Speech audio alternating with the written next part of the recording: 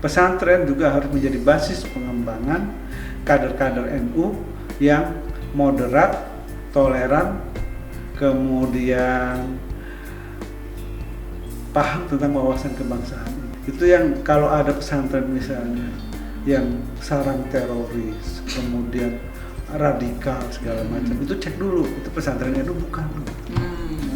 Jadi di NU itu ada konsep usul fikih yang berarti bahwa kita mengambil sesuatu yang lama, mempertahankan sesuatu yang lama tetapi bagus, kemudian mengambil inovasi baru, temuan baru, kemudian hal baru yang lebih baik. Artinya juga harus memastikan soal radikalisme itu tidak hanya tidak terjadi di pesantren milik NU.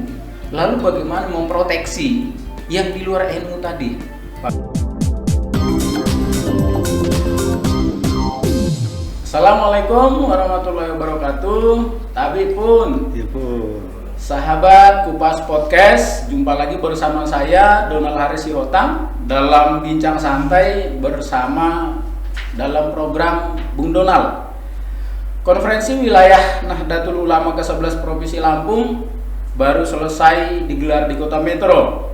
Dalam forum musyawarah tertinggi NU Lampung itu, Kiai Haji Sodikul Amin dan Dr. Haji Puji Raharjo terpilih menjadi Rois Suryah dan Ketua Tanfidiyah Pengurus Wilayah Nahdlatul Ulama Provinsi Lampung periode 2023-2028. Di pundak pengurus baru, tentu banyak gagasan dan ide yang akan dilakukan dalam upaya pengembangan organisasi Islam terbesar di Indonesia ini selama 5 tahun ke depan, khususnya di Provinsi Lampung. Apa kira-kira gagasan pengurus PWNU Lampung yang baru terpilih? Kita akan membahasnya dengan tema mengupas program 100 hari PWNU Lampung, merepresentasikan kekuatan Nahdlatul Ulama Lampung dalam bingkai NKRI. Di studio Kupas Podcast sudah hadir narasumber yang luar biasa, yaitu Ketua Tanfidiyah PWNU Lampung terpilih periode 2023-2028, Dr. Haji Puji Raharjo Soekarno, SAG SSM HUM. Nah, sebelum kita berbincang, saya ingin mengucapkan selamat dulu dengan Pak Puji Raharjo yang sudah terpilih sebagai Ketua PWNU Lampung periode 2023-2028. Selamat Pak Puji. Ya, terima kasih Bang Hotang. Ini amanah yang berat, tetapi harus kita emban dengan baik, dan mudah-mudahan saya bisa mengemban amanah ini dengan baik dan membawa perubahan yang signifikan bagi kemajuan masyarakat Lampung, wabil khusus kemajuan warga Nahdlatul Ulama. Amin. Nah, ini Pak Puji ini selamatnya ada 2 ini. Selamat terpilih sebagai Ketua PWNU Lampung 2023-2028. Selamat juga untuk gelar doktornya, gitu Pak Puji. Wes, luar biasa Bang Hotang ini. Ini pemirsa, Bang Hotang ini teman kuliah saya di S3 MPI UIN Raden Intan Lampung, dan beliau ini luar biasa. Mungkin dokter pertama di UIN Raden Intan Lampung yang lahir dari MPI Madinatul Pendidikan Islam UIN Lampung, dan beliau non muslim, dalam artian beliau adalah Kristiani. Jadi ini sesuatu yang luar biasa, dan ini menunjukkan bahwa kita adalah bangsa yang plural. Luar biasa. Terima kasih Pak Puji juga atas motivasinya ya, sehingga kita bisa menyelesaikan studinya dengan lancar dan baik. Baik, kita lanjutkan ini bincang-bincang kita hari ini Pak Puji. Nah, ini kan baru selesai ya kegiatan Konferwil kemarin di Kota Metro. Nah, bagaimana kemarin proses Konferwil yang digelar di Kota Metro Pak Puji? Mungkin bisa diceritakan Pak Puji? Jadi, baik Bang Hotang, jadi konferensi wilayah Nahdlatul Ulama ke-11 Provinsi Lampung yang diselenggarakan di Kota Metro tanggal 9 dan 10 maaf ya, tanggal 29 dan 30 Juli 2023 itu adalah bagian dari proses demokrasi yang memang sudah teragenda oleh pengurus wilayah Nahdlatul Ulama Provinsi Lampung, dan ini konferensi ini alhamdulillah terselenggara secara lancar, sejuk dan damai, dan menghasilkan keputusan-keputusan yang luar biasa. Konferensi wilayah itu Bang bukan cuma sekedar milih ketua, tapi di situ juga merumuskan program selama 5 tahun ke depan. Kemudian juga ada di situ istilah bahsul masail, artinya membahas masalah-masalah terkait dengan problematika sosial keagamaan yang ada di masyarakat yang dibahas oleh para kiai-kiai. Jadi sebenarnya konferensi wilayah itu bukan sekedar pemilihan ketua atau Rois Suriah, tetapi juga ada pembahasan program dan pembahasan masalah-masalah keagamaan dan masalah-masalah kemasyarakatan dalam bahsul masail. Tapi kelihatannya lebih menarik ngomongin masalah yang suksesinya gitu. Iya, Padahal ini adalah proses yang bagian dari proses konferensi wilayah itu. Nah, terkait dengan itu maka mungkin perlu diinformasikan ke masyarakat bahwa kemarin kita sudah menyelenggarakan konferensi, dan untuk pemilihan Rois Suriah dan Ketua Tanfiziyah itu sudah berjalan lancar. Rois Suriahnya Kiai Haji Shodiqul Amin dari Tulang Bawang. Beliau adalah ulama yang tawadu, alim, dan menurut saya sangat rendah hati dan patut menjadi teladan bagi kita semua. Dan saya di tengah keterbatasan saya yang bukan siapa-siapa, alhamdulillah terpilih secara musyawarah mufakat dalam konferensi, dalam permusyawaratan tersebut. Jadi mungkin ini dalam sejarah modern ini baru pertama di Lampung ini pemilihan ketua terjadi musyawarah mufakat. Ini tentu contoh baik bagi kita semua supaya kita dalam berdemokrasi itu dewasa. Nah, saya agak menarik tadi yang disampaikan sama Pak Ketua, bukan siapa-siapa, tapi kemudian ini termasuk proses konferensi paling cepat dan transparan. Ini diapresiasi oleh banyak orang, gitu ya kan? Yeah. Kalau melihat pengalaman-pengalaman sebelumnya, ini kalau tidak salah ke-11 ya Pak Ketua ya. Yeah. Kalau melihat pengalaman sebelumnya, itu kan dinamikanya sangat luar biasa. Nah ini kenapa prosesnya begitu cepat, dan kemudian lalu prosesnya juga bisa aklamasi seperti itu. Ya, kita gini Bang Hotam, jadi kenapa kita bisa aklamasi kemudian prosesnya dengan cepat, ini tentu tidak terjadi seketika. Tetapi melalui proses yang dari pra-konperwil kita sudah jalankan, jalin komunikasi yang baik, rasa saling percaya, menjual program gitu. Dan kita kemudian tidak juga melakukan manuver-manuver yang kemudian mencederai kawan, kemudian sehingga terjadi perseteruan, kemudian ada kubu-kubuan dan sebagainya. Saya kira itu yang saya bangun dari awal. Semangatnya adalah bagaimana menyelenggarakan konferensi ini secara yang gembira. Dan hari ini Bang Hotang, kenapa penting untuk konferensi ini damai? Karena ini tahun politik, kita ingin memberikan pembelajaran supaya proses politik itu nggak perlu riuh rendah, tetapi riang gembira. Iya. Nah, berarti kemungkinan sebelumnya itu orang sudah mengamati tentang rekam jejak, portofolionya Pak Puji, gitu ya kan? Sehingga prosesnya bisa berjalan dengan cepat seperti itu. Kemarin ada berapa peserta yang hadir di konferensi itu? Jadi konferensi ini diikuti oleh 14 pengurus cabang yang kabupaten kota seprovinsi Lampung.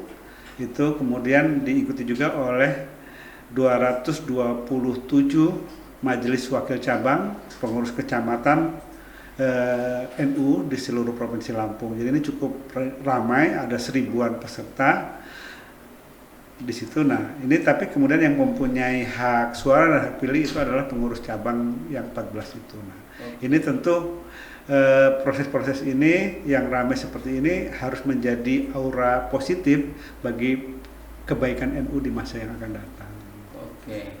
Nah, mungkin ini ketua PWNU Lampung mungkin Pak Puji yang termuda ya? Oh enggak, sebelumnya ada senior saya Kiai Haji Khairuddin Tahmid, itu yang kemarin ketua MUI. Oke.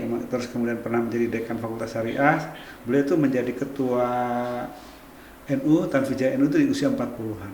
40-an. Kalau saya ini kan gayanya muda, tapi sebenarnya udah tua.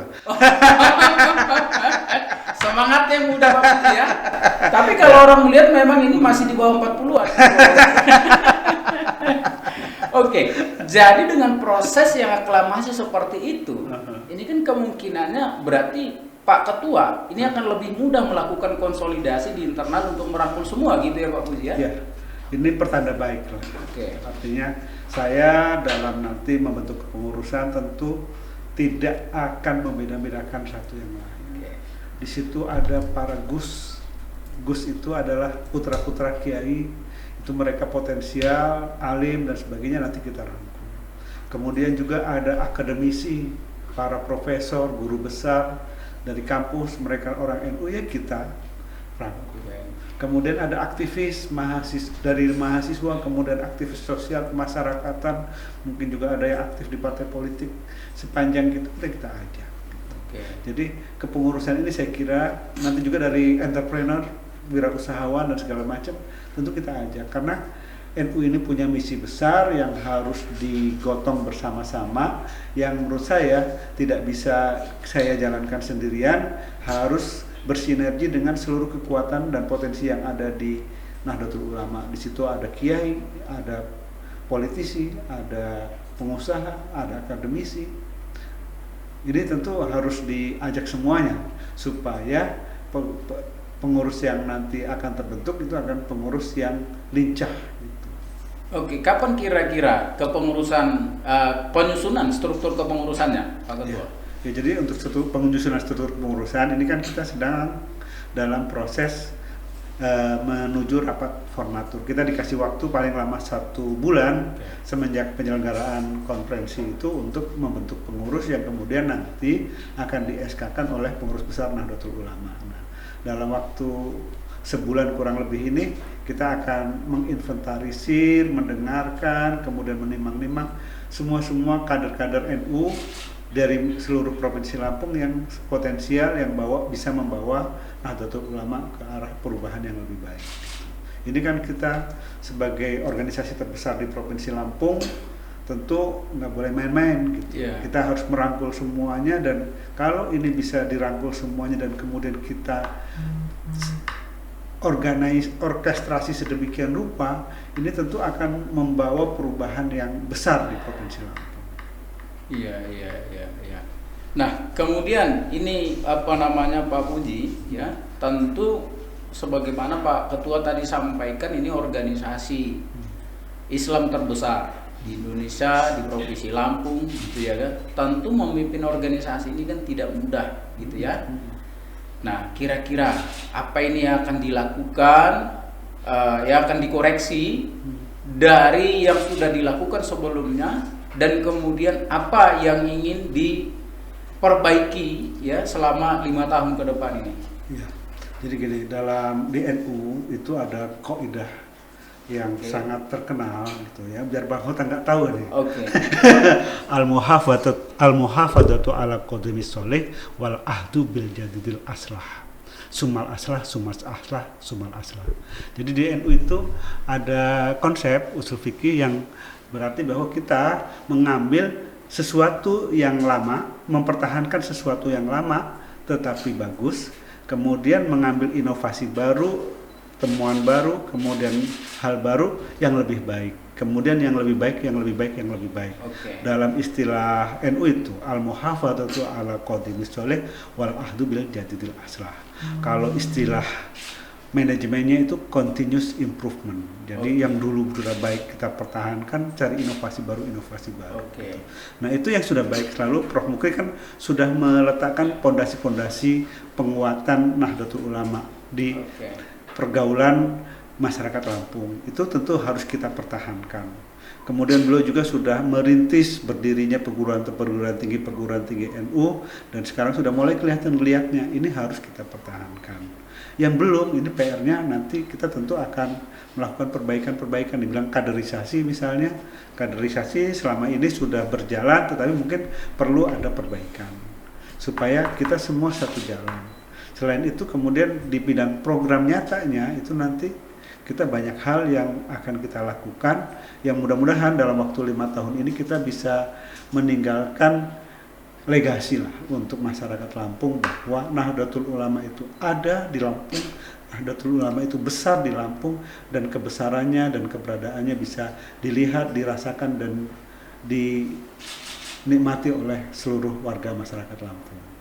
Oke, jadi gini Pak Ketua, kalau tidak salah dulu di masanya Prof. Mukri sebagai Ketua PWNU itu kalau tidak salah ada 4 prioritas gitu ya kan, yang diprioritas sama beliau seperti pendidikan, ekonomi gitu ya kan. Kemudian dengan terjadinya sekarang pergantian pengurus baru, biasanya kalau yang baru kan pasti orang juga pasti berharap sesuatu yang baru, punya harapan baru gitu ya kan. Nah, apa yang kira-kira lebih prioritas, atau yakin nggak Pak Ketua ya ini nanti PWNU ini akan berlari lebih cepat 5 tahun ke depan? Ya, gitu. Kita kan sudah mendapat kepercayaan publik yang cukup bagus di Provinsi Lampung. Kemudian yang kedua, oleh karena itu saya tentu akan melanjutkan program yang sudah bagus dilaksanakan Prof. Mukri, dan kita sesuai dengan misi besar Nahdlatul Ulama, kemudian program besar Nahdlatul Ulama di Indonesia, PBNU itu kita ini menuju ke kemandirian NU. Nah, program kemandirian NU itu kita breakdown menjadi 3 hal, Bang Hotang. Kemandirian di bidang pendidikan, kemandirian di bidang ekonomi, dan kemandirian di bidang kesehatan. Ini karena kalau kita sudah terdidik, sudah pinter, sudah ini, maka insya Allah ekonominya maju.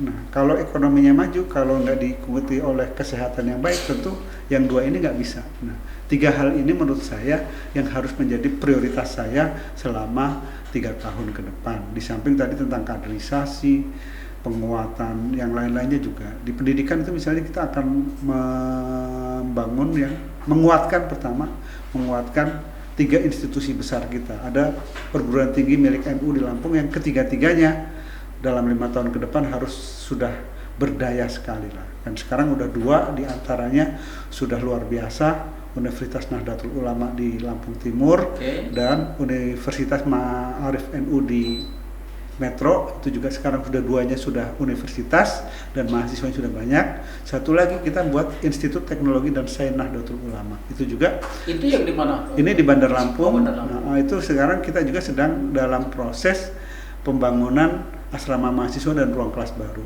Untuk sekarang kampus ITS NU ini sekarang berada di PWNU kantor 2 PWNU di Jalan Soekarno-Hatta yang di seberang Unila. Gitu. Tapi bukan yang Nahdien Center, seberang. Di situ ada kantor PWNU, di situ kita sulap menjadi kampus ITS NU hari ini, dan di sebelahnya kemarin kita sudah mulai komitmen pengadaan tanah untuk membangun asrama di situ. Asrama yang bisa menampung sekitar 200 sampai 400 mahasiswa gitu. Gitu. Saya kira ini yang dalam waktu dekat ini harus saya laksanakan. Kemudian yang tadi bidang ekonomi ya Bang Hotang ya. Warga NU ini sekarang kan Bang Hotang melihat kalau ada acara-acara NU, kumpul-kumpul NU itu mobilnya bagus-bagus semua. Iya. Berarti makin sejahtera warga NU. Sejahtera. Nah, kesejahteraan ini kita dorong untuk ada pemerataan. Artinya warga NU itu kan dari kelas menengah ke bawah kan banyak. Nah, bagaimana yang sudah sejahtera ini kita gabungkan, kita ajak bersama-sama untuk membuat unit usaha yang bisa mendorong supaya yang di bawah itu ikut naik gitu. Kita ingin membuat badan usaha milik NU, BUMNU. sampai hari ini sudah ada ini Pak Ketua yang sudah jalan? Yang BUMNU ini kan belum baru dalam proses pemikiran dan mungkin dalam waktu 100 hari ke depan kita akan ini kan gitu. BUMNU ini kita akan ada koperasi-koperasi NU, kemudian koperasi-koperasi pondok pesantren, itu kita gabungkan menjadi satu, nanti menjadi holding company BUMNU itu. Gitu. Berarti akan ada program 100 hari ya? Ya, saya nggak bilang 100 hari lah. Karena kan saya bukan bupati, bukan wali kota, bukan biasanya kan seperti itu Pak Ketua. Biasanya yang namanya pemimpin baru, ketua baru, orang melihat 100 hari kira-kira geraknya seperti apa gitu. Nah, kira-kira apa program 100 harinya nanti Pak Ketua? Ya, di antaranya itu. Sebelum itu, saya ingin tahu dulu dari Pak Ketua ini. Sebelumnya kan Ketua PNU Lampung, sebelumnya ini kan profesor, gitu ya kan? Profesor, dan termasuk beliau ini kan banyak meninggalkan legacy yang baik buat NU Lampung. Salah satu contohnya pagelaran muktamar di Provinsi Lampung, ini baru sejarah gitu ya kan. Kira-kira Pak Ketua, Pak Puji, kira-kira ada agak beban nggak? Karena sebelumnya ketua ini hebat gitu ya kan. Pasti kan punya tantangan tersendiri. Bagaimana paling tidak bisa sama atau bahkan bisa lebih dari ketua sebelumnya. Gimana ini ya? Ketanggapannya Pak Ketua. Itulah yang menurut saya menjadi pekerjaan rumah saya. Gitu. Artinya kebesaran NU, fondasi-fondasi NU Lampung ini setelah Prof. Mukri menjadi ketua kemarin kan luar biasa. Semua orang respect terhadap Nahdlatul Ulama, terus kemudian keberadaannya diakui. Nah, saya tentu tidak sehebat beliau karena beliau adalah gurunya masyarakat Lampung, gitu kan. Nah, sementara saya ini kan hanya muridnya dan hanya pengganti beliau. Tapi biasanya muridnya bisa jauh lebih hebat gitu Pak Ketua. Hanya pengganti beliau. Saya tentu akan tadi mempertahankan apa yang sudah dicapai oleh Prof. Mukri dan melakukan langkah-langkah yang tadi yang menurut saya belum sempat diselesaikan oleh Prof. Mukri terkait dengan program-program. Nah, saya dengan resources yang ada, dengan dukungan dari para pengurus NU yang nanti terbentuk, saya kira kita bisa setidak-tidaknya menjaga marwah Nahdlatul Ulama tetap seperti yang sebelum-sebelumnya dan memberikan loncat step-step baru yang lebih maju lagi. Gitu. Iya. Saya mengikuti sedikit bagaimana kedekatannya Pak Ketua, ya Pak Puji Raharjo dengan Prof. Mukri. Saya sendiri yakin pasti Pak Ketua ini juga nggak kalah hebat dari ketua sebelumnya gitu. Ini Bang Hotang ini analisisnya terlalu kelebihan itu.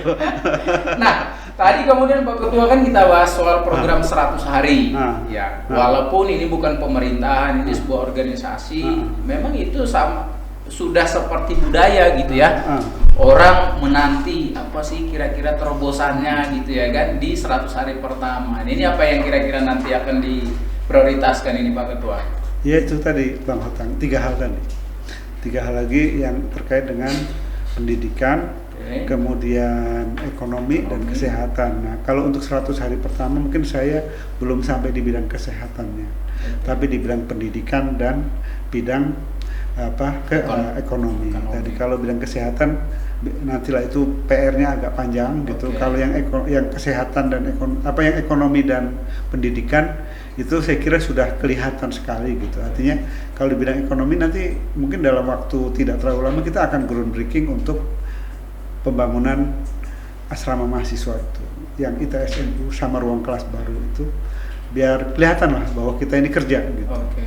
Kemudian yang kedua untuk yang holding company yang badan usaha milik NU BUMNU itu juga kita setelah pelantikan nanti kan akan segera kita launching gitu. Karena ini bagian-bagian yang menurut saya lebih mudah kita selesaikan lebih awal. Tapi di atasnya itu Bang Hotang, yang paling penting dalam 100 hari ini saya tentu harus mengkonsolidasikan Nahdlatul Ulama se-Provinsi Lampung ini supaya apa yang kemarin sudah terjadi di konferensi wilayah, aura positif di konferensi wilayah ini betul-betul menjalar mulai dari atas sampai bawah semua.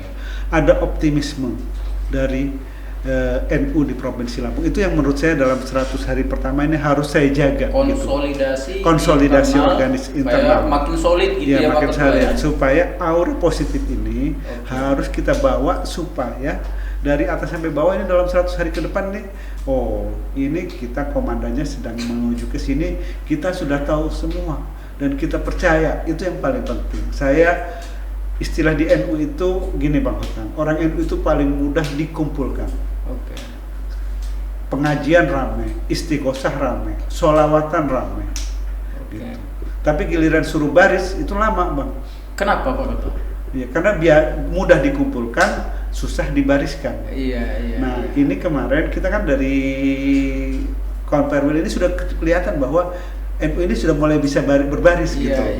Sehingga semakin kompak ya. Sehingga kemarin konferensi bisa kondusif seperti itu. Nah, ya ini kita tegaskan lagi bahwa kita ini satu barisan sama-sama, walaupun kita berbeda-beda tujuannya ke arah yang sama. Nah, ini 100 hari ini saya harus ngerjain itu Pak. Harus memastikan bahwa semua dari pimpinan ranting, bahkan ranting di bawahnya ranting, anak ranting gitu, sudah paham itu gitu. Strukturnya sampai anak ranting ya Pak Ketua? Ya, jadi kita di wilayah, pengurus wilayah, pengurus cabang, pengurus wakil cabang, pengurus ranting, dan pengurus anak ranting. Ada berapa sekarang anggota semua ini kader NU di Lampung Pak Ketua? Anggotanya tentu kalau kita belum punya database yang tentang anggota itu, tapi ketika ditanya, disurvei, ini kan anggota masyarakat di Lampung ini 80% itu kalau ditanya amaliyahnya apa? Amaliyah NU. Iya. Hanya sedikit yang tidak NU. Termasuk Bang Hotang ini kan NU cabang protes. Cabang ya? Iya, betul. Tinggal KTA-nya lagi.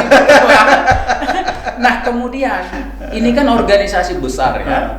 Tidak hanya di Lampung, di Indonesia, tapi kita bahas di Lampung karena kita berada di Provinsi Lampung. Apa kira-kira tantangan yang paling besar dalam memimpin organisasi besar ini Pak Ketua? Ya, organisasi NU ini kan besar sekali. Kemudian masyarakatnya, anggotanya itu karakternya berbeda, kulturnya berbeda-beda. Ini kan mengelola keragaman ini supaya keragaman dan kekuatan yang berbeda-beda itu bersinergi. Oleh karena itu saya tentu sebagai ketua pimpinan pengurus wilayah Nahdlatul Ulama Provinsi Lampung harus bisa merangkul semua, tidak membeda-bedakan kelompok satu dengan kelompok yang lain, yang satu lebih NU, yang lain enggak NU. Itu sehingga terjadi sinergi di antara warga. Ini tantangan terbesarnya adalah bagaimana kita bertoleransi, kemudian berdamai dengan keragaman yang luar biasa. Itu menurut saya yang paling penting. Tantangannya gimana saya bisa berdamai dengan perbedaan-perbedaan itu dan mengorkestrasi perbedaan itu untuk menuju kebaikan gitu. Itu yang berat di situ Bang. Ibarat kita ini kalau main orkestra itu kan ada tukang drums, tukang violin sendiri. Ini kan mereka kecenderungannya ada yang suka gini-gini, ada yang suka tiup-tiup kan, ada yang suka gosok-gosok, ada yang suka tiup-tiup, ada yang suka pukul-pukul gitu kan. Tapi ketika itu digabungkan menjadi satu, enak dengernya orkestra itu kan. Tapi ketika orkestra itu nggak kita orkestrasi secara baik, maka akan kacau balau bunyinya. Nah, kita pengen yang ragam, yang banyak ini menjadi orkestra seperti tadi itu. Ini Pak Ketua. Jadi mungkin teman-teman di luar NU juga pengen tahu gitu, apa sih doktrinnya bagi warga NU itu sehingga sangat menghargai sekali namanya keberagaman itu gitu Pak Ketua. Gitu. Orang NU itu kan basisnya pesantren. Di pesantren itu perbedaan wacana, keilmuan itu spreadnya, jangkauannya luas sekali. Dari yang paling kiri sampai paling kanan itu dipelajari semua. Misalnya tentang ayat Al-Quran gitu. Penafsiran tentang ayat Al-Quran itu dari yang paling longgar sampai yang paling kecil itu orang pesantren paham gitu. Dan ketika di situ mendiskusi tentang itu seberapa beratnya tadi bahsul masail tadi, yang diskusi itu, tradisi debat di dalam pesantren itu biasa. Dan seberat apapun bahsul masail tadi, ketika di ujungnya pasti wallahu a'lam bishawab. Istilah wallahu a'lam bishawab itu Tuhan yang paling tahu tentang kebenaran itu. Kita ini cuman kata kita aja. Oke. Kebenaran mutlak itu milik yang di atas, sehingga nggak ada klaim kebenaran. Itu yang jadi tidak ada merasa lebih daripada makhluk yang lain gitu. Atau apa bahkan kalau misalnya nggak ada Kiai NU yang merasa menjadi wakil Tuhan pemilik kebenaran. Oke. Itu kan nggak ada. Gitu. Itu yang menurut saya kenapa sih perbedaan keragaman itu sesuatu yang biasa. Iya, luar biasa Pak Ketua. Nah, kemudian apa yang menjadi upaya dari Pak Ketua ini sebagai Ketua PWNU Lampung dalam merepresentasikan kekuatan NU di Lampung dalam bingkai Negara Kesatuan Republik Indonesia ini Pak Ketua? Gini, NU dan NKRI itu tidak bisa dipisahkan. Oke. Karena sejarah NU itu adalah sejarah NKRI juga.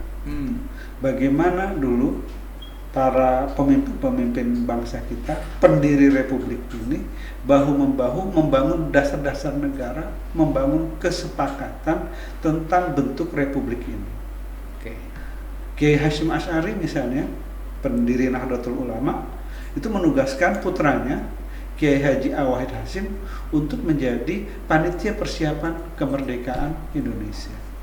Jadi NU ini punya saham untuk mendirikan negara ini, dan nggak mungkin karena kita pemilik saham akan merusak perusahaan kita sendiri. Iya. Gitu. Kita pasti akan menjaganya, merawat. Namanya kita memperjuangkan gitu. Nah, kita memperjuangkannya, sekarang tinggal merawat. Iya. Ini kita ingin mempertahankan. Kita mengajak ke mereka yang belum paham tentang NKRI, mari kita buka lembaran sejarah. Bagaimana negara Republik ini dibangun supaya kita betul-betul sadar bahwa pilihan tentang NKRI ini adalah pilihan yang paling moderat, yang paling cocok untuk kita gitu. Oke. Ini kan kadang-kadang masih ada yang tergoda, ada yang lebih baik yang lain gitu. Padahal praktiknya kan nggak ada. Nah, itu yang ingin kita masyarakat. Dan dari NU ini selalu kita dalam pekaderan NU, kecintaan terhadap NKRI itu terus kita gelorakan. Di NU itu ada 3 pekaderan, Bang. Oke, apa aja Pak Ketua? PDPKPNU gitu. Kayak Bang Hotang ini harus ikut PDPKPNU gitu. Oh, siap. Pendidikan dasar. Kader Nahdlatul Ulama. Itu PD. Kemudian biasanya materinya apa yang di pendidikan dasar? Yaitu misalnya tentang aswaja, tentu Ahlus Sunnah wal Jamaah, nilai-nilai NU, terus bagaimana organisasi, kemudian tentang wawasan kebangsaan. Oke. Itu yang diitukan. Iya. Kalau udah Dan bicara wawasan kebangsaan Pak Ketua itu udah sekelas Lemhanas gitu kan? Dan itu dilaksanakan setiap minggu, pasti ada yang namanya PDPKPN di seluruh Lampung. Wajib untuk seluruh kader. Itu wajib seluruh kader. Oh. Jadi setiap minggu ini tim instruktur PDPKPNU itu keliling terus provinsi Lampung. Oke. Ini setiap Jumat, Sabtu, Minggu itu pasti 3 hari mereka itu. Tadi kan Pak Ketua baru ngasih tahu satu tadi. Yang kedua apa? PMKNU. Pendidikan Menengah Kepemimpinan Nahdlatul Ulama. Itu untuk yang calon-calon pemimpin. Luar biasa ya. Terus jadi berarti seluruh warga NU pola pikirnya sama seperti Pak Ketua ini. Mungkin lebih baik dari saya. Terus yang ketiga itu ada namanya AKNNU, Akademi Kepemimpinan Nasional. Itu untuk pemimpin-pemimpin di tingkat yang tinggi, mulai dari pengurus PBNU sampai pengurus wilayah. Nah, kayak saya ini masih punya hutang, saya belum ikut AKNNU. Yang 1 dan 2 itu saya sudah. Yang ketiga ini saya masih punya tagihan itu. Nanti setelah ada itu belum terselenggara itu. Sampai sekarang. Nah, nanti kalau sudah terselenggara saya harus ikut. Iya. Jadi seluruh kader sesuai dengan jabatannya, mereka juga ada sekolah kader yang 3 jenjang tadi tuh, gitu ya Pak Ketua ya. Luar biasa sekali. Karena itu kemudian pola pikirnya bisa sama tentang bagaimana merawat, menghargai dan mengisi NKRI ini, gitu ya Pak Ketua ya. Luar biasa sekali. Kemudian ini gimana langkah-langkahnya Pak Ketua dalam memperkokoh kalangan ulama NU dan pesantren di Lampung ini? Gini. Basis NU itu adalah pesantren. Oke. Dan pesantren itu pasti kiai di dalam. Itu adalah kekuatan utama kita. Kekuatan utama Nahdlatul Ulama. Dan itu juga bagian dari perekat bangsa ini kita tetap utuh seperti hari ini. Oleh karena itu pesantren dan ulama itu harus menjadi garda terdepan bagi Nahdlatul Ulama. Ulama harus menjadi imam dalam hal keagamaan dan kemasyarakatan. Pesantren juga harus menjadi basis pengembangan kader-kader NU yang moderat, toleran, kemudian paham tentang wawasan kebangsaan ini. Itu yang kalau ada pesantren misalnya yang sarang teroris, kemudian radikal segala macam, itu cek dulu, itu pesantren NU bukan gitu. Pasti bukan pesantren NU. Iya. Kalau tuh ada pesantren NU misalnya yang kok di situ ada yang itu, pasti ada penyusupnya di situ yang bukan orang. Karena kalau tidak salah dari BNPT pernah merilis dulu itu data kalau pondok pesantren juga ada terafiliasi. Ya itu yang terafiliasi ke itu pasti itu bukan NU. Oh gitu ya. Dan bagaimana proteksinya sehingga Pak Ketua bisa memastikan itu bukan pondok pesantren punya NU gitu? Gini, kalau di NU dan sebenarnya di Kemenang juga, itu pesantren itu ada namanya istilah arkanul ma'had. Syarat-syarat minimum pondok pesantren itu seperti apa? Pertama ada kiainya, ada asramanya, ada santrinya, kemudian ada kitab-kitab nih. Kalau dari kitab apa yang dikaji di situ, itu udah ketahuan nih alirannya NU bukan gitu. Ini kan kadang-kadang ngakunya pesantren-pesantren, tapi yang mendirikan pesantren itu nggak pernah nyantri sebelumnya. Gitu. Iya. Jadi banyak itu hanya ya kepentingan tertentu lah gitu ya. Apakah karena kepentingan ekonomi, kepentingan apa gitu ya? Kepentingan ekonomi. Karena gini, sekarang kepercayaan masyarakat terhadap pesantren itu cukup bagus. Artinya anak-anak itu, orang tua itu pengen memasukkan anaknya ke pesantren. Iya. Nah, tetapi ini ditangkap oleh kelompok-kelompok yang nggak benar tadi dengan menawarkan pesantren-pesantren yang sesuai dengan selera orang tua tadi, tetapi sebenarnya secara kultural dan kurikulum itu jauh dari nilai-nilai pesantren. Nah, itu yang kayak gitu kita mengedukasi masyarakat supaya masyarakat kalau memilih pesantren itu ya nanya lah gitu. Kira-kira pesantren yang bagus itu yang seperti apa gitu. Jangan hanya melihat anak kita di sana masuk, laundry sudah ada, tempat tidurnya nyaman, terus kemudian satu kamar cuma berdua apa-apa, tanpa melihat kurikulumnya seperti apa, bagaimana relasi kiai dan santrinya seperti apa, terus pendidikan akhlaknya seperti apa, itu nggak kita lihat gitu. Nah itu yang kayak gitu kita NU tentu akan terus mengedukasi masyarakat supaya bisa memilih pesantren yang tepat. Oke. Jadi harus tahu dulu portofolionya gitu ya Pak Ketua ya, Pak Ketua ya. Betul. Iya baik. Nah ini Pak Ketua tentang peningkatan kemampuan kader NU ke depan, apa yang kira-kira nanti akan dilakukan sama Pak Ketua ini? Peningkatan kader NU kan tadi pelatihan kader yang penjenjangan tadi, yang mulai dari PMKNU, dari mulai PDPKPNU, PMKNU dan AKNU. Sebelumnya itu rutin nggak terus dilakukan gitu? Itu semenjak kemarin kepengurusan pabrik itu sudah dijalankan. Karena kemarin kan sempat pandemi juga, COVID juga. Ya, sempat terhenti. Pas COVID itu kita off. Oke. Setelah pandemi dinyatakan ini baru kita on lagi. Nah kemudian itu kemarin rata-rata masih baru PDPKPNU. Nah mulai PMKNU itu di Lampung baru sekali diselenggarakan. Nanti setelah ini kita dorong untuk diselenggarakan di tempat lain. Itu yang pengkaderan ya, penjenjangan. Yang kedua tentu memberikan akses ke kader-kader NU untuk pendidikan yang sesuai dengan minat dan ininya.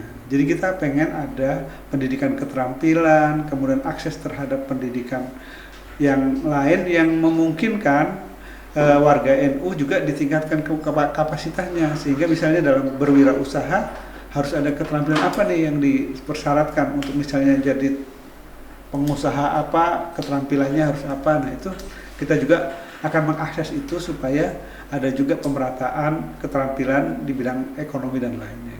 Oke. Jadi program yang sebelumnya sudah dijalankan itu kita lanjutkan. Ini akan kita tambahin lagi nanti dengan program-program keterampilan yang life skill lah gitu. Iya.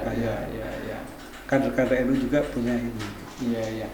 Nah, kemudian gini Pak Ketua, kita tahu ini kan basis NU ini kan pesantren. Nah, bagaimana meningkatkan pesantren termasuk pencegahan radikalisme di kalangan pesantren gitu Pak Ketua? Pencegahan radikalisme di pesantren. Nah, ini tadi sebenarnya istilah pencegahan radikalisme di pesantren itu kurang tepat dalam sudut pandang Nahdlatul Ulama. Karena di NU, pesantren-pesantren itu NU itu yang radikal itu nggak ada gitu loh. Tetapi yang perlu diedukasi adalah bagaimana supaya kiai-kiai itu paham bahwa paham radikal itu nggak bisa masuk ke pesantren itu. Karena sebelumnya di dalamnya nggak ada. Nah, ini tentu agen-agen radikalisme itu kita akan edukasi ke para kiai, ke pesantren agar supaya jangan masuk. Misalnya rekrutmen guru dan sebagainya. Ini kadang-kadang kan radikalismenya gini nih, Bang Hotang. Yang di pesantren masuknya. Ini pesantren ini bagus nih secara salah. Kemudian kita perlu guru bidang studi kimia apa-apa gitu. Nah kan yang dari santri kan nggak ada, masukin dari luar. Nah kadang-kadang ini yang guru kimia di pesantren merasa lebih ahli tentang agama dibanding mereka yang sudah lebih lama di pesantren. Nah, ini kemudian kadang-kadang yang membawa bibit-bibit radikalisme ke pesantren itu. Nah, ini yang kayak gini kita akan edukasi semuanya supaya jangan sampai kita kecolongan seperti itu.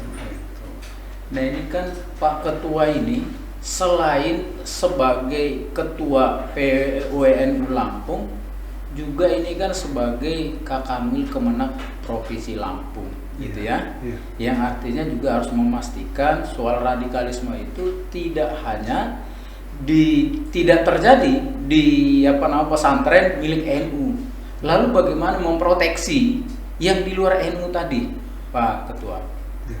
Kita kalau tadi ngomong saya Kemenak gitu. Jadi kalau kita ngomong masalah radikalisme bagaimana memproteksi, Kemenak itu punya program penguatan moderasi beragama. Nah, penguatan moderasi beragama itu adalah upaya kita untuk mencegah radikalisme di kalangan masyarakat. Dan ini kita mulai tahun 2023 ini kita sudah merambah keluar Kementerian Agama, bahkan ke pesantren, bukan hanya ke pesantren-pesantren, tapi ke kelompok-kelompok masyarakat tentang pentingnya moderasi beragama. Di situ kita edukasi masyarakat. Konkretnya apa yang dilakukan dalam moderasi beragama itu, Pak? Ya, jadi kita ada program namanya sosialisasi, itu dilaksanakan selama 8 jam seharian penuh gitu. Kemudian ada orientasi pelopor, itu kita beberapa 4 hari kita latih. Kemudian di situ ada pelatihan penggerak juga ada lagi. Itu yang dilakukan secara klasikal gitu. Tetapi yang lebih banyak lagi, lebih luas lagi adalah bagaimana mengkampanyekan praktek kehidupan beragama yang moderat di tengah-tengah masyarakat. Dan itu harus ditunjukkan di tengah-tengah masyarakat. Bagaimana membangun harmoni. Kita misalnya di kampung-kampung di seluruh kabupaten kota kita membangun namanya sentral-sentral kabupaten desa kampung atau desa moderasi beragama. Itu menjadi contoh-contoh. Ini udah keluar dari NU ini ngomong gitu. Karena Pak Ketua juga sebagai Kanwil Kemenak Provinsi Lampung. Ini kira-kira mengganggu nggak sih nanti Pak Ketua? Karena ini kan double job ini. Justru sama-sama strategis gitu kan? Justru ini memperkuat. Bisa memperkuat sinergi. Pertama kenapa? Karena dengan saya ada di NU, berarti setengah dari pekerjaan saya di Kementerian Agama itu sudah selesai. Karena saya sudah masuk ke jantungnya yang selama ini menjadi bagian dari yang menjadi tugas Kementerian Agama. Iya. Dan juga saya kira keduanya kan terkait dengan agama semua. Gitu. Iya, iya. Jadi kita nggak akan jauh-jauh beda omongannya gitu kan. Iya, Masalah iya. moderasi beragama itu kita di Kemenak ngomongnya tentang moderasi beragama. Kalau di NU kita bahasa lainnya tentang Islam wasatiyah. Berarti istilahnya saja yang beda, tujuannya sama, Iya, gitu ya? begitu. Karena moderasi beragama dan harakah NU, gerakan NU itu hampir sama gitu. Arah fikrah dan gerakannya, artinya ideologi dan gerakan NU itu ya yang seperti itu. Iya, iya, iya. Jadi Pak Ketua merasa justru sekarang jadi Ketua PWNU, bahkan ini semakin memberikan semangat sporting untuk mensukseskan program di Kemenak gitu ya Pak Ketua ya? Betul. Oke. Nah kemudian ini agak seksi juga ini Pak Ketua. Pak Ketua ini kan terpilih sebagai Ketua PNU Lampung ini menjelang tahun politik, gitu ya kan? Nah, karena tahun 2024, 14 Februari kita nanti di sana itu ada pemilu, pilpres, kemudian pileg, gitu. Nah ini bagaimana sikap PWNU Lampung dalam menghadapi pemilu 2024 ini Pak Ketua? Gitu. Jadi terkait dengan pemilu, ini kan masalah politik ya.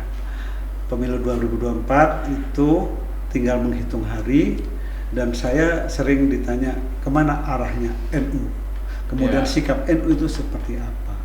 NU setelah Muktamar NU di Cipasung tahun 84 itu mendeklarasikan menjadi kembali ke Hitoh 1926.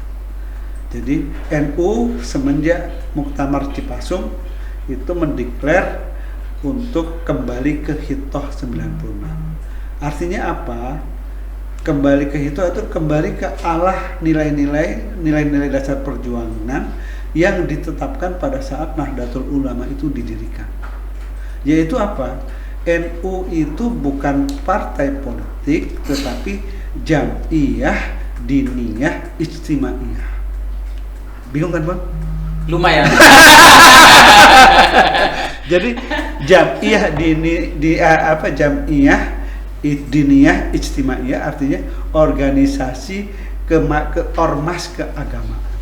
Oke. Jadi fokusnya pada bagaimana penguatan agama di tengah-tengah masyarakat menjadi organisasi sosial keagamaan yang menjadi wadah bagi seluruh warga Nahdien apapun partai politiknya. Jadi terkait dengan apapun warna politiknya gitu ya. Warna politiknya apapun partai politiknya, itulah di NU itu tempat bergabung. Jadi NU ini Bang Hotang, tadi kan model pengkaderannya sudah saya sampaikan seperti itu. Kemudian organisasi badan otonomnya banyak sekali. Lembaganya banyak. Mereka ini adalah orang-orang yang terampil, yang ahli di bidang komunikasi massa, penggalangan publik, dan lain-lain sebagainya, bahkan di dunia usaha ya. Nah, ini kan potensi yang luar biasa, dan menurut saya sumber bagi kader-kader politik bangsa yang luar biasa gitu. Ketika mereka akan terjun ke dunia politik, ini memang sudah siap kalau mengambil orang NU itu, karena memang sudah proses internalnya sudah kuat sekali. Nah, tapi gini Pak Ketua, jadi ini kan ada semacam semacam mindset lah di publik ya. Kalau yang namanya NU itu gitu ya, ada klaim lah gitu. Ada klaim kalau NU itu lebih kecenderungannya itu ke partai kita sebutlah seperti PKB gitu ya kan. Orang menganggapnya seperti itu. Tapi seperti kemarin ada dalam satu wawancara Ketua PWNU sebelumnya Prof Mukrim menyampaikan justru warga NU itu lebih banyak katanya ke PDI Perjuangan. Ini seperti apa Pak Ketua? Genceng ini. Jadi gini, kalau menurut saya masalah pilihan politik warga NU itu mau ke partai mana saja itu bebas sesuai dengan Hitoh 19. Kalau ada stigma ke partai tertentu, ya mungkin karena partai itu memang yang mendirikan Nahdlatul Ulama. Jadi saya kira semua hak politik warga NU itu bebas kemana saja. Oke. Jadi memang Begitulah di NU. Iya, jadi NU belum tentu PKB gitu ya Pak Ketua ya. Kok ini lagi? Nggak usah nyebut-nyebut partai lah.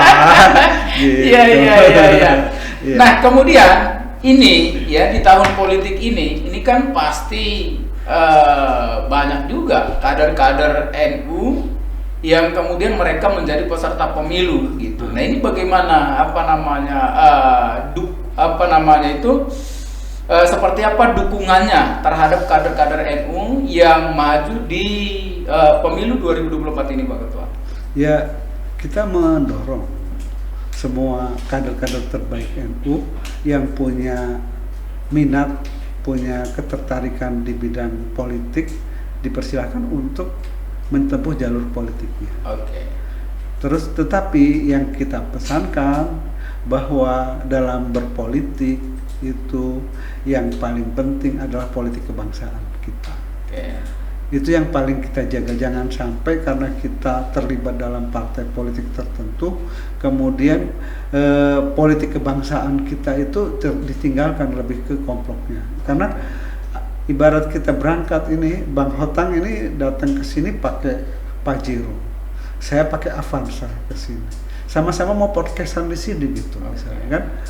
Ini kan cuma beda kendaraannya, tujuannya kan sama aja, mau podcastan semua. Saya kira dalam berpolitik juga tujuan mulianya itu sama aja. Tinggolnya ya? Nah, tinggolnya kan kita cuma beda cara berangkatnya aja. Gitu. Oke, jadi nggak ada seumpama arahan khusus bagi kader-kader NU yang maju di kontestasi pemilu 2024 ini. Itu udah jelas Bang. Hitoh 1926 udah menggariskan seperti itu. Oke. Iya. Nah, ini nggak terasa ini Pak Ketua. Kita udah ngobrol ini 1 jam, dari jam 9 sekarang sudah jam 10. Sebenarnya masih banyak yang ingin kita diskusikan karena diskusinya menarik sekali dengan Pak Ketua ini gitu. Tapi karena waktu yang terbatas ini kita sampai di penghujung closing statement. Apa yang disampaikan sama Pak Ketua? Silakan Pak Ketua. Ya. Di akhir sesi podcast ini mungkin saya pertama tentu mengucapkan terima kasih yang sebesar-besarnya kepada Bang Hotang.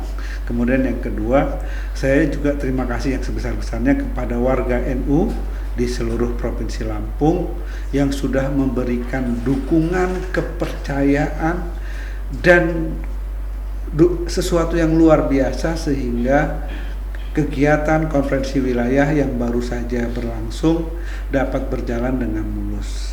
Mari kita bersama-sama bahu-membahu, bergandengan tangan, apapun posisi kita, apapun jabatan kita, apapun partai kita, bersama-sama bergandengan tangan untuk mewujudkan misi besar Nahdlatul Ulama di Provinsi Lampung ini. Kita jangan sampai dalam istilahnya agamanya itu kita berantem gara-gara wasilahnya, tapi yang kita ini adalah tujuannya. Kita harus fokus kepada tujuan kita, jangan sampai kita berantem pada level caranya gitu. Karena mungkin kita bisa menempuh cara dan jalan yang berbeda-beda, tetapi tujuan kita sama. Kita membangun optimisme bersama-sama masyarakat Indonesia, wabil khusus di Provinsi Lampung. Dan saya sebagai Ketua Nahdlatul Ulama Provinsi Lampung mengajak kita semua menghadapi pemilu 2024, momen politik yang tadi Bang Hotang pancing-pancing terus. Kita ingin pemilu ini berjalan dengan damai, menghasilkan pemimpin-pemimpin yang terbaik dan tidak memecah belah kita. Jangan gampang kita diadu domba, jangan gampang kita dipecah belah, jangan gampang kita karena kepentingan yang sesaat kemudian menghancurkan tujuan utama kita. Ini pekerjaan kita bersama, dan saya yakin kita semua kalau kita saling percaya, kita bisa mewujudkan ini secara baik. Itu Bang Hotang yang baik, terima kasih Pak Ketua, Pak Puji Raharjo, luar biasa sekali, bincang-bincang yang luar biasa. Intinya ya kita sama-sama menjaga persatuan dan kesatuan ya Pak Ketua ya. Betul. Bagaimana kita menghadapi pemilu 2024 ini dengan riang gembira. Betul. Nah, dengan suasana yang damai gitu ya Pak Ketua ya, walaupun berbeda pilihan gitu ya Pak Ketua. Baik, demikian tadi sahabat Kupas Podcast bincang-bincang kami dengan Ketua PWNU Lampung periode 2023-2028 Pak Puji Raharjo. Semoga apa yang kita perbincangkan hari ini menambah wawasan dan pengetahuan kita bersama. Saya Donald Haris Sihotang pamit undur diri. Kita ketemu lagi dalam bincang-bincang berikutnya dengan tema yang baru dan para narasumber yang luar biasa. Wassalamualaikum warahmatullahi wabarakatuh.